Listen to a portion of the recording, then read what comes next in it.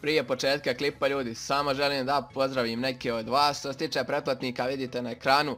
Znači samo su se ti učitali, to su Potato, Edix Gamer, Steffi, Cool Gamer, Bronchi Ball i Jakša Barać. Veliki pozdrav za njih i hvala im puno. Što se tiče komentara, znači tu je ko bi rekao Anđela Božić, Srele X27, Lampica, It's Blur, Web Mace, Čaletov brat, Josip Roz, Marko Đuđa i Life Hacks i Experiments by Nikola. Veliki pozdrav za vas i hvala vam puno. To je to ljudi, sada uživajte u klipu. Samo naknadno veliki pozdrav za Jamilu Milović. I to je to ljudi, žao mi je što ona nije na onome spisku, ali jednostavno klip je snimljen, sve snimljeno i ovo samo naknadno ubacujem, tako da to je to, uživajte i pozdrav!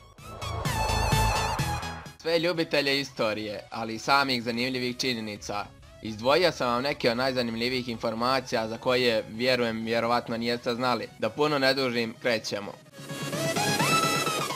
Najkraći rat u istoriji vodio se između Zanzibara i Engleske 1986. godine.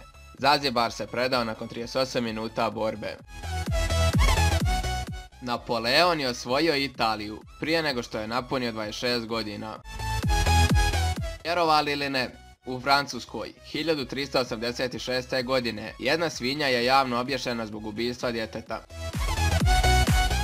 Svaki kralj u kartama predstavlja jednog velikog kralja iz istorije. Pik, kralj David, Tref, Aleksandar Veliki, Herc, Karlo Veliki i Karo Julije Cezar. Novi Zeland je prva država na svijetu u kojoj su žene dobile pravo glasa i to 1893. godine. Kennedy je bio prvi i jedini katolički predsjednik Sjedinjenih Američkih Država.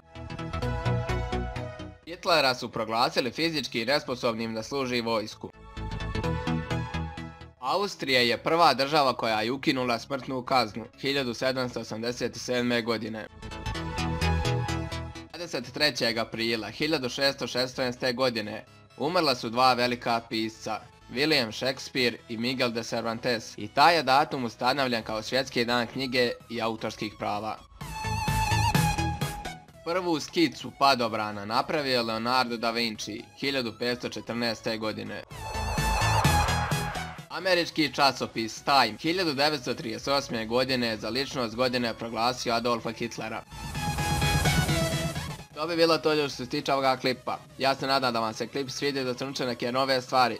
U komentarima pišite teme za sljedeći video i ako vi želite pozdrav, sve što treba da uradite jeste da se pretplatite na kanal, da pritisnete zvonce i da u komentare napišete jesam. I to je to, uživajte ostatku dana i pozdrav!